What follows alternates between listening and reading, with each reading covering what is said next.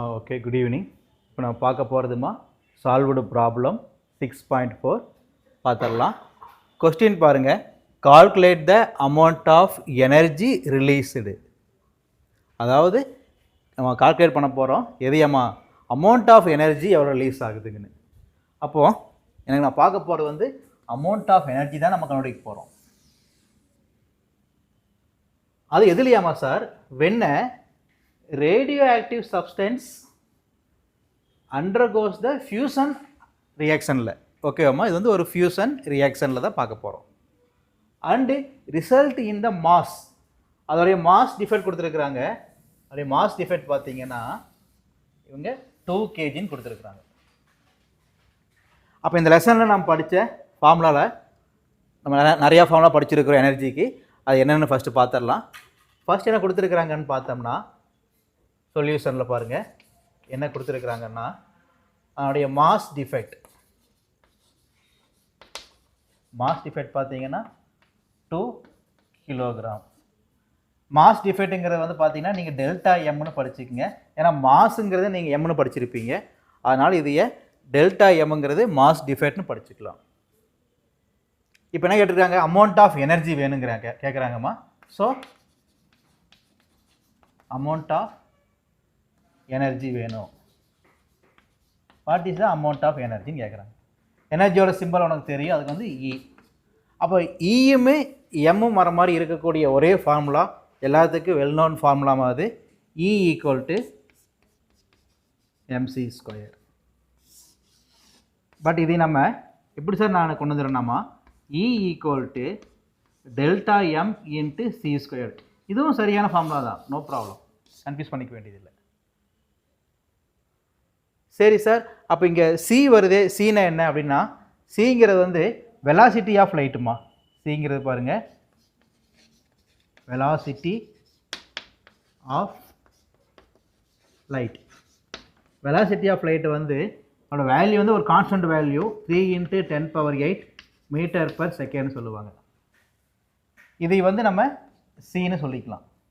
அப்போ பார்த்தீங்கன்னா நம்மக்கிட்ட என்னென்ன சார் இருக்குதுன்னு பாருங்கள். டெல்டா எம் இருக்குது, இ இருக்குது, சி, 3 கிடச்சிருச்சுமா. இதோட வேல்யூ நமக்கு தெரியும், இதோட வேல்யூ கொடுத்துட்டாங்க. இது வந்து கான்ஸ்டன்ட் வேல்யூ நீங்கள் மைண்டில் தான் வச்சுருந்துருக்கணும். சரி, இதையும் இந்த ஃபார்முலாவில் அப்ளை பண்ணலாம். What is the formula? E equal to delta M into C square. அப்போ இ தான் நமக்கு வேணும், இ இங்கே இருக்கட்டும். டெல்டா எம்மோட வேல்யூ என்ன சார் நமக்கு பாருங்கள், 2 kg. அப்போது அது நம்ம 2ன்னு வச்சுக்கலாம். சியோட ஆன்சர் என்ன சார்? 3 × 10⁸ the whole square. ஏன்னா அங்கே சி ஸ்கொயர் இருக்கிறங்காட்டி ஹோல் ஸ்கொயர்டுன்னு போட்டாச்சு. அப்போ ஈயோட வேல்யூ பாருங்கள், 2 அங்கேயே இருக்கட்டும். இதைய 3 × 3 9ஆக மாறிடும். இன்ட்டு 10 பவரில் வர எப்பவுமே 8 2s ஆர் 9 2s அது மாதிரி 2 ப்ராடக்ட் ஆஃப் 2 தான் பண்ணுவோம் நம்ம. இல்லை க்யூப் இருந்துச்சுன்னா நான் 8 3s ஆர் அப்படி பண்ணுவோம் நம்ம, சரியா? பட் இது பண்ணும்போது வந்து 3 × 3 பண்ணுவோம். ஸோ 8 2s ஆர் 16 இப்படி தான் எடுத்துப்போம் நம்ம. அடுத்த ஸ்டெப் பாருங்கள் என்ன சார் ஆகும். 9 × 2 18 × 10⁻16 இப்படின்னு போட்டாவே ஆன்சர் சரியானது தான். பட் எப்போவுமே வந்து எஸ்ஐ நோட்டிஃபிகேஷனில் 1 பாயிண்ட், அதாவது ஒரு டிஜிட்டுக்கு அப்புறம் பாயிண்ட் வந்திருக்கணும். இதுதான் இன்டர்நேஷ்னல் லெவலில் வந்து அக்செப்ட் பண்ணக்கூடிய ஒரு யூனிட்டாக வச்சுருக்கிறாங்கம்மா. ஸோ அதனால் இதையே 1.8ன்னு கொண்டு வரணும் நம்ம.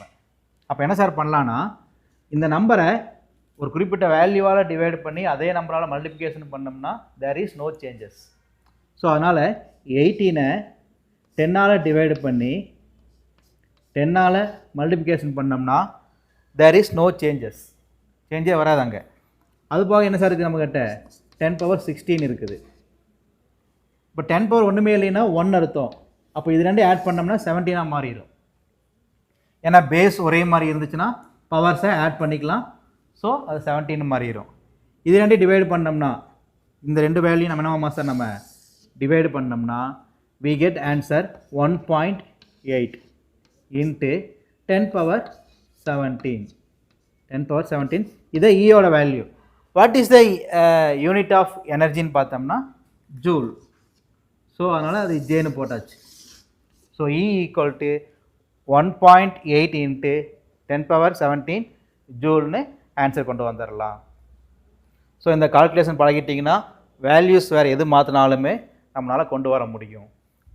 பட் மைண்டில் வச்சுக்கோங்க, வெலாசிட்டி ஆஃப் லைட்டோட value 3 into 10^8 metre per second. அது ஒரு கான்ஸ்டன்ட் வேல்யூ. கிளியராமா? Any doubt?